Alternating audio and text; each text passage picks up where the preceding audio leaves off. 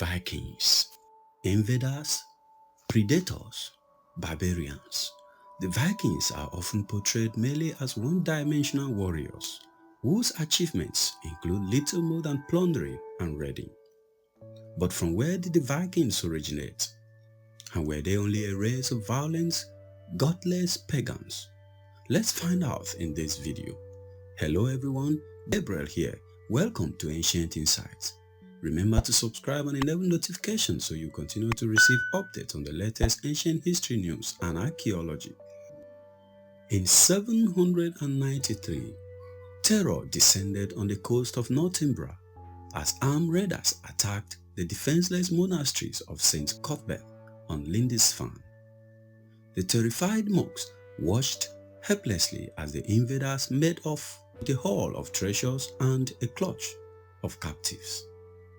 It was the first recorded raid by the Vikings, seaborne pirates from the Scandinavia who would prey on coastal communities in northwestern Europe for more than 2 centuries and create for themselves a reputation as fierce and pitiless warriors. That image was magnified by those who wrote about the Vikings' attacks, most especially their victims. The Anglo-Saxon cleric Alcuin of York wrote dramatically of the Lindisfarne's raid that the church was spattered with the blood of the priest of God, despoiled of all its ornaments, given as a prey to the pagan peoples, and subsequently mainly Christian writers and chroniclers lost few opportunity to demonize the mainly pagan Vikings. Though they undeniably carried out very destructive and violent attacks, from small-scale raids against churches to major campaigns involving thousands of warriors, the Vikings formed part of a complex and often sophisticated Scandinavian culture. As well as raiders, they were traders, reaching as far east as the rivers of Russia and the Caspian Sea. As explorers, they sent ships far across the Atlantic to land on the coastline of North America, 5 centuries before Columbus. As poets, composing verse and prose sagas of great power, and as artists, creating works of astonishing beauty. The reputation of the Vikings simply as raiders and plunderers has long been established. Restoring their fame as traders, storytellers, explorers, missionaries, artists, and rulers is long overdue. From around AD 800 to the 11th century, a vast number of Scandinavians left their homelands to seek their fortunes elsewhere. These seafaring warriors, known collectively as Vikings or Norsemen, began by raiding coastal sites, especially undefended monasteries in the British Isles. Over the next 3 centuries, they would leave their mark as pirates, raiders, traders, and settlers on much of Britain and the European continent, as well as parts of modern-day Russia, Iceland, Greenland, and Newfoundland. Contrary to some popular conceptions of the Vikings, they were not a race linked by ties of common ancestry or patriotism, and could not be defined by any particular sense of Vikingness. Most of the Vikings whose activities are best known came from the areas now known as Denmark, Norway, and Sweden, though there are mentions in historical records of Finnish, Estonian, and Sami Vikings as well. Their common ground and what made them different from the European peoples they confronted was that they came from a foreign land. They were not civilized in the local understanding of the word, and most importantly, they were not Christians. The exact reason for Vikings venturing out from their homeland are uncertain, but some have suggested that it was due to overpopulation of their homeland. It seems, however, that the earliest Vikings were looking for riches and not land.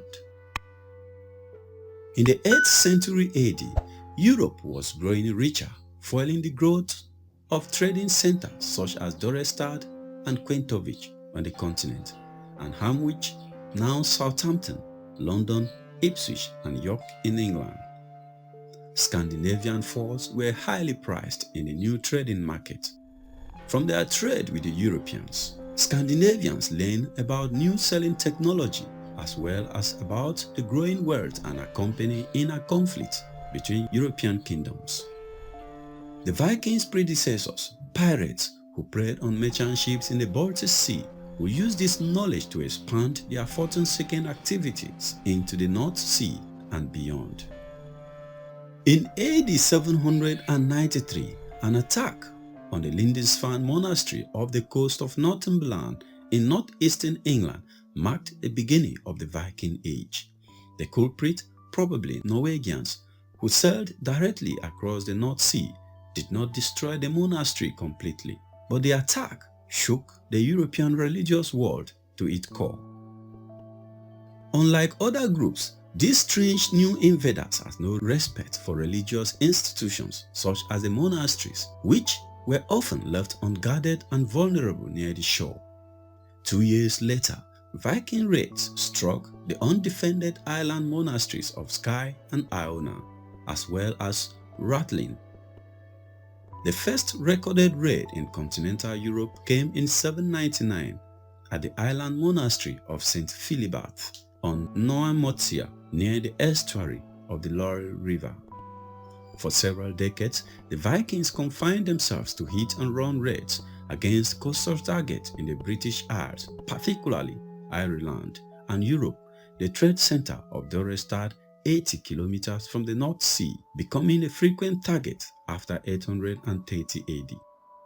They then took advantage of internal conflict in Europe to extend their activity further inland.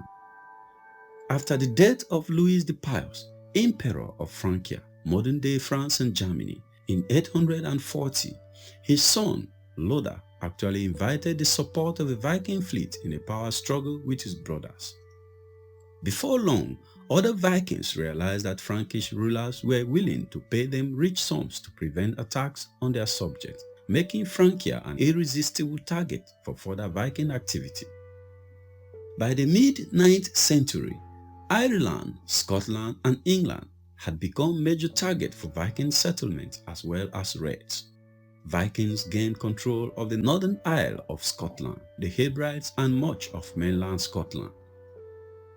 They founded Ireland's first trading towns, Dublin, Waterford, Wexford, Wicklow, and Limerick, and used their base on the Irish coast to launch attacks within Ireland and across the Irish Sea to England. When King Charles the Bald began defending West Francia more energetically in 862, fortifying towns and abbeys, rivers, and coastal areas, Viking forces began to concentrate more on England than Francia. In the wave of Viking attacks in England after 851, only one kingdom, Wessex, was able to successfully resist. Viking armies, mostly Danish, conquered East Anglia and Northumberland and dismantled Mercia, while in 871, King Alfred the Great of Wessex became the only king to decisively defeat the Danish army in England. Leaving Wessex, the Danish settled to the north in an area known as Danelaw. Many of them became farmers and traders and established York as a leading mercantile city. In the first half of the 10th century, English, led by the descendants of Alfred of Wessex, began reconquering Scandinavian areas of England. The latest Scandinavian king, Eric Bloodaxe, was expelled and killed around 952, permanently reuniting English into one kingdom. Meanwhile, Viking armies remained active on the European continent throughout the 9th century, brutally sacking Nantes in 842 and attacking towns as far inland as Paris, Limoges, Orleans, Tours, and Nimes. In 844, Vikings stormed Seville, then controlled by the Arabs, and in 859, they plundered Pisa, though an Arab fleet battered them on the way back north. In 1911, the West Frankish king granted Rouen and the surrounding territory by treaty a Viking chief called Rollo in exchange for the latter denying passage to the Seine to other raiders. This region of northern France is now known as Normandy. In the 9th century, Scandinavians, mainly Norwegians, began to colonize Iceland, an island in the North Atlantic where no one had yet settled in large numbers. By the late 10th century, some Vikings, including the famous Eric the Red, moved even further westward to Greenland.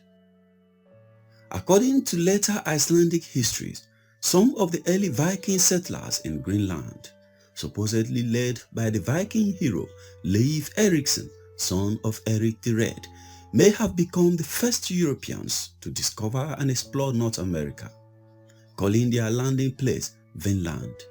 They built a temporary settlement at Eld Ans Ox Meadows in modern-day Newfoundland. Beyond that, there is little evidence of Viking presence in the New World, and they did not form permanent settlements.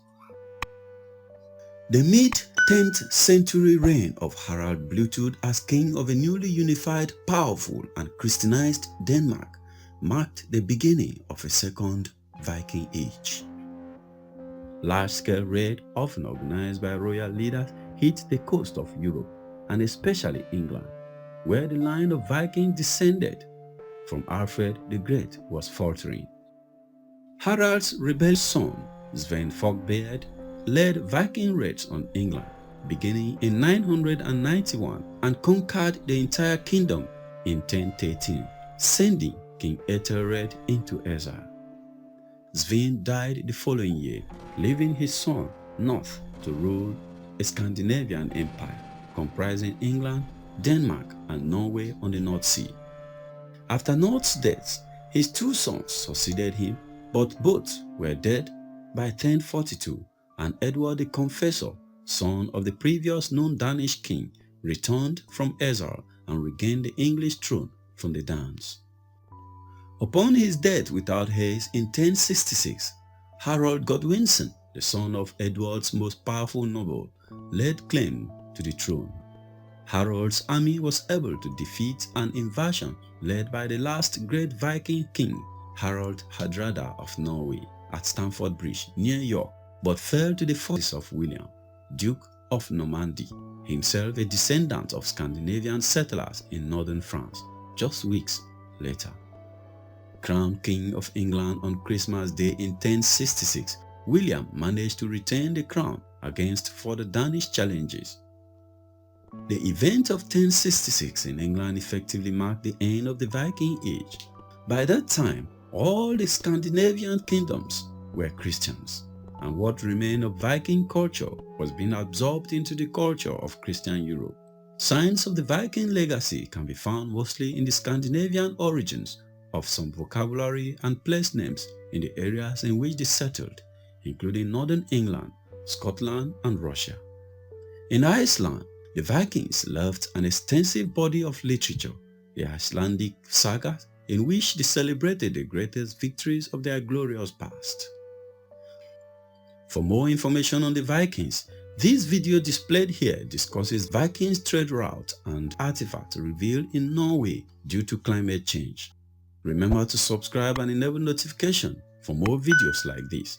And if you enjoyed this video, kindly like and share with friends and family on social media. Thank you very much for watching.